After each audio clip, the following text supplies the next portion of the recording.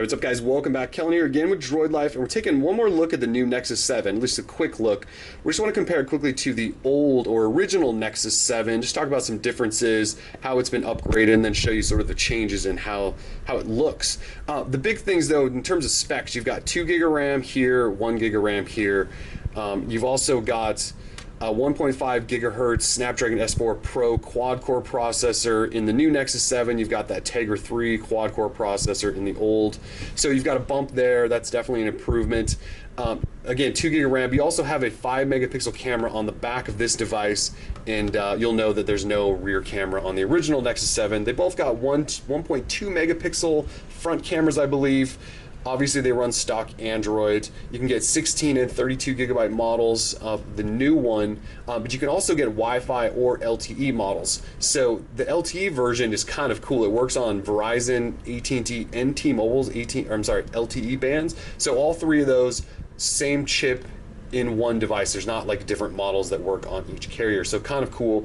And then the other big thing is the display. Okay, so we've got a 1920 by 1200 7-inch display on the new Nexus 7. It's like 323 pixels per inch. Google's calling it the highest resolution 7-inch tablet on the planet, which is kind of cool. Remember, in the old one, I believe it's about 1280 by 800, low 200 pixels per inch. Not a bad display, but quite the improvement here in the new one. So pricing, we're looking at $229 for the 16 gig Wi-Fi, $269 for the 32 gig Wi-Fi, and then $349 for the LTE model, which also has 32 gigs of storage.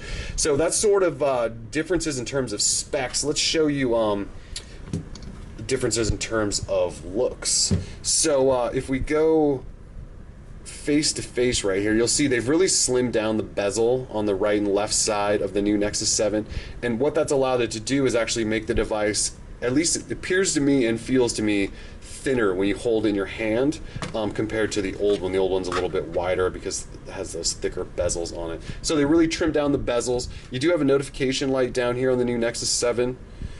Again, there's the two front 1.2 megapixel cameras, and that's pretty much it on the front. You don't have this silver lining, obviously. They've kind of gone with an all black look, almost like the Nexus 10 with the new Nexus 7. So let's flip these over gently and show you guys the differences here on the back. So you've got this sort of black matte finish, soft touch finish on the new one with the vertical Nexus logo. There's your 5 megapixel camera.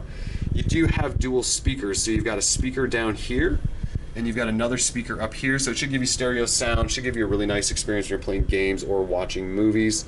And again, it's sort of that soft touch. On the original, remember, no camera on the back. You do have a speaker here, Asus logo. It does have the horizontal Nexus logo. Still got a soft touch, though. It's kind of like a faux leather almost.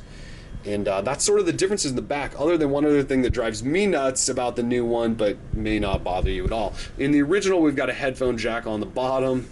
In the new one, they've actually gone ahead and moved it right up top, so you can see it right there. So headphone jack now on the top of the device, no longer on the bottom.